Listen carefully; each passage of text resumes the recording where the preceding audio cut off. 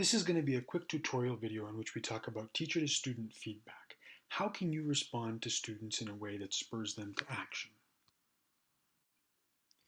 First, it's really important that your feedback is frequent for your students, particularly in an online course where the students are going to feel your presence. They're going to feel community being built and trust being built between the teacher and students. It's really key that you are giving them frequent feedback on their work. Along these same lines, timely feedback is of the utmost importance.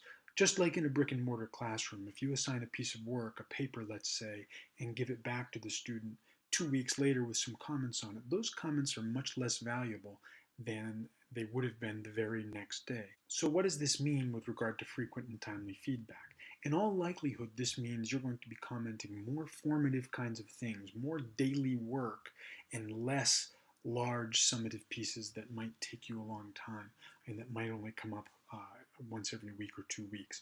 So frequent and timely feedback are absolutely vital. It's also really important that your feedback be directed, and I mean directed in two ways. One, it should be specifically directed toward a desired outcome or an essential question that you have for the course or for the unit. It should be specific in this way so that the student knows what to do with it. And I also mean directed in that it should be future-oriented. It should be directed towards some future work the student's going to do and show improvement in that skill area.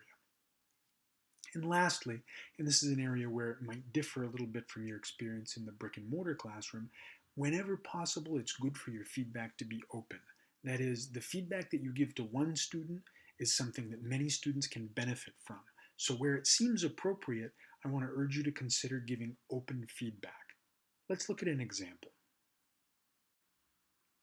This is an example from Laura Ray's medical problem-solving class last year. And what I like about it is that she uses Camtasia and makes a short video and walks through a presentation that a student submitted, giving a lot of really supportive feedback, but this is posted as a part of the beginning of module video, which is to say this is open for all of the students' classmates to see. It's good, productive, supportive feedback. It's public, such that all of the students benefit from the feedback that she's giving. Let's watch a little bit. My general rule of thumb is a picture per page on a PowerPoint or slide presentation.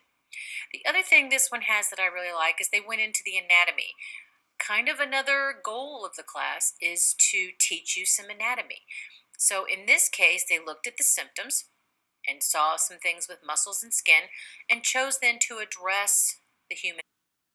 So as you can see here, she gives a lot of really high quality feedback. It's very personal as we have her video included. It's public to the whole class, so all of the students benefit from the feedback that she's giving.